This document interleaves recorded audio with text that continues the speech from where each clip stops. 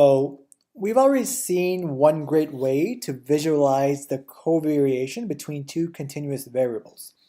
We're going to explore other ways to look at two continuous variables and find patterns. The first way we learned was to simply make a scatter plot of the two variables.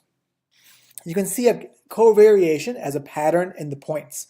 For example, you can see an exponential relationship between the caret size and the price of the diamond. So the more the caret, the higher the caret, the exponentially higher it's priced. Scatter plots become less useful as the size of your data set grows, because points begin to overplot and pile up into areas of uniform black. So you can see just uniform black right here, so you really can't tell what's going on. You've already seen one way to fix the problem using the alpha aesthetic for transparency. So let's take a look at that, which is right here. So if we turn the alpha to 1 over 100, what this does is makes some of the points more transparent. And 1 divided by 100, and let's run that. And you can see now it becomes a little bit more transparent, which is nice, right? So you can see those a little bit better. But using transparency can be challenging for very large data sets. Another solution is to bin. Previously, we used geom histogram and geom frequency poly to bin in one dimension. Now we'll learn how to use geom bin 2D and geom hex. So let's take a look at that code.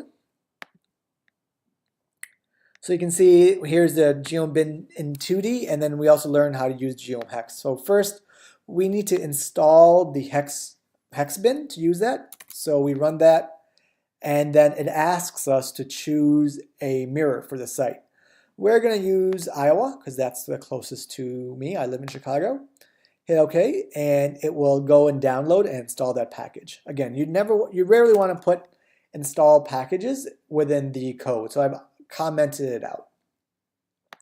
Let's look at geom bin 2 and see what that does. Geom bin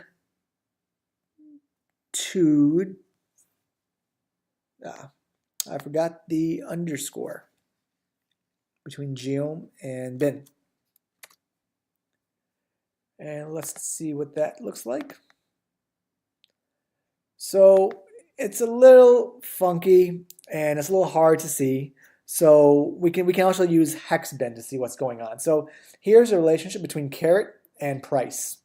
And again, it's an exponential relationship, but it's kind of difficult to see because we're zoomed in pretty good. Let's look at geom hex, what that does. And this brings up hexagons for each point. And you can see the empty spaces too. So that it gives you a few options to plot your data, but you can see the exponential rise a little bit better in this view. Another option is to bin one continuous variable so it acts like a category. Then you can use one of the techniques for visuals that we used earlier for combining categorical and continuous variables. So we can use a box plot. A box plot is a perfect example of this. So what we're going to do is we're going to group the carets as the width. So we're going to bin the carets and then create a box plot for each of those values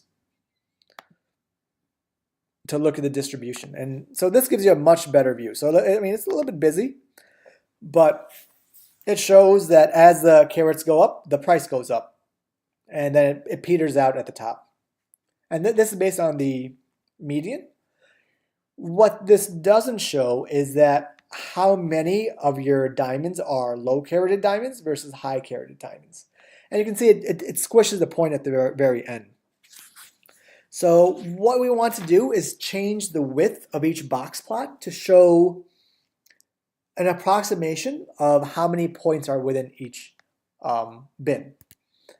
We can do that by running this very next code by adding, instead of using cut width, we're replacing with cut number. And that shows you a much better view of how many points you have in each bin. So you can see obviously the bin with over 2 carats has the biggest width. So I think we've learned a lot in this part of the course. We've learned covariation and variation and how to really analyze the distribution. What we've learned with our diamonds data set is that as the carats go up, the price goes up, which we expected. However, we also learned that the fair quality diamonds are also the highest price, which was not intuitive. We'll explore this data set more and find more insights later in this course.